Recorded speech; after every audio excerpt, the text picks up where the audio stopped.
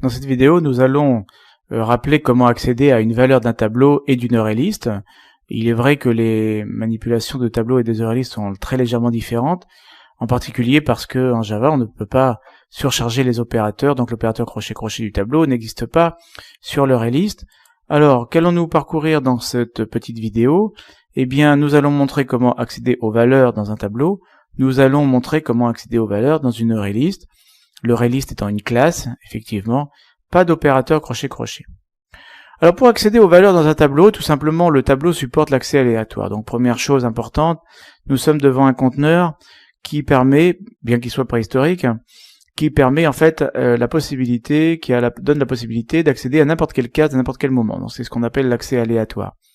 Le tableau donc supporte des indices, vous fournissez un indice et avec l'opérateur crochet-crochet, vous accédez au IM élément, sachant que le tableau est basé à 0.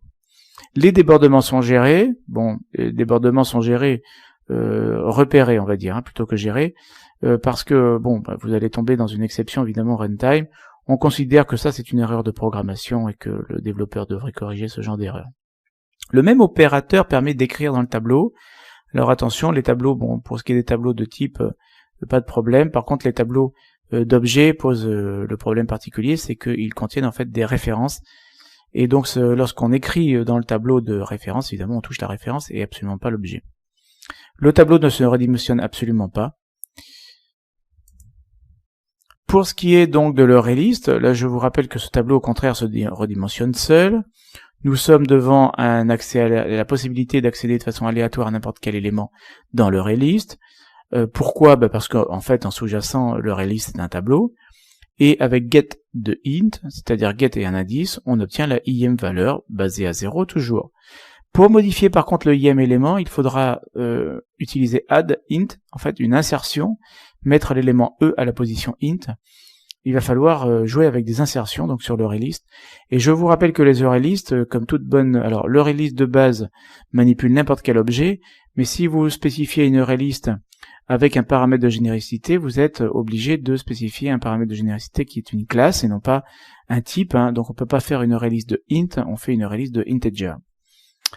Donc pour illustrer notre propos, nous allons faire un petit bout de code avec NetBeans. Je vais créer un petit projet, une petite application qui va s'appeler sans surprise du nom de ce qui suit, donc 0805. Hop. Et je vais illustrer dans le petit bout de code ici les accès donc au tableau. Si je crée un tableau int crochet tab, un tableau d'entier donc qui contient 5, 6, 7. Oups. Voilà. Je peux accéder au im élément en lecture .out.println.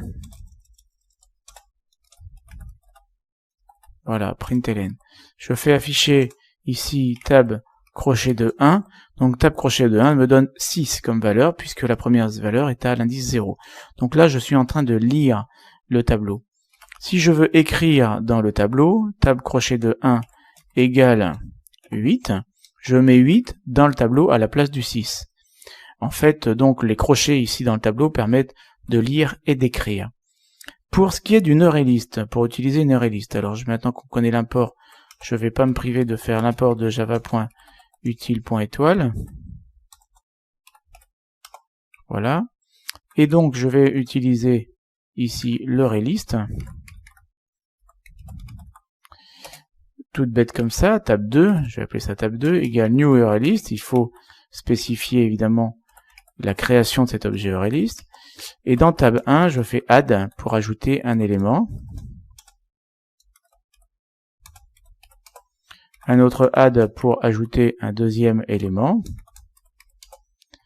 Et un autre add pour ajouter un troisième élément. Donc comme on a vu pour initialiser l'arraylist, on pourrait avoir plus court, mais cette façon de faire me va bien. Et maintenant, pour récupérer le im élément, le premier, l'indice 1 plus exactement, pas le premier, je vais récupérer l'indice 1, je vais faire un get de 1. Et là, donc, bien entendu, je récupère la valeur 6. Par contre, pour modifier la valeur 6, eh bien, il va falloir que je fasse un add avec une insertion, et éventuellement, donc, il va falloir que j'essaie d'enlever. Alors, tab 1, évidemment, me propose un certain nombre de méthodes bien plus riche effectivement que ce que me permet de faire le tableau. Hein, bien sûr, on peut positionner voilà un objet à la ième position avec set, add fait plutôt une insertion effectivement. On peut récupérer un tableau préhistorique à partir d'une liste, donc la conversion entre les deux est tout à fait possible. Voilà, donc le release s'utilise pas tout à fait de la même façon effectivement que le tableau, mais les possibilités sont équivalentes.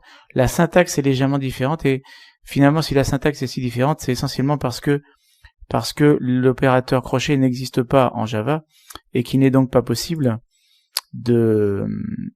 il est donc pas possible d'utiliser cet opérateur crochet sur le release, mais si l'opérateur crochet avait existé, finalement on aurait eu exactement la même interface finalement. Voilà.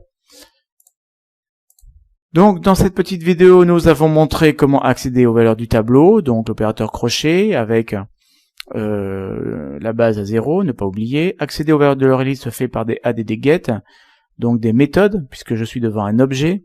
Éventuellement, le release peut vous donner accès effectivement au ième élément et la possibilité donc de setter le ième élément.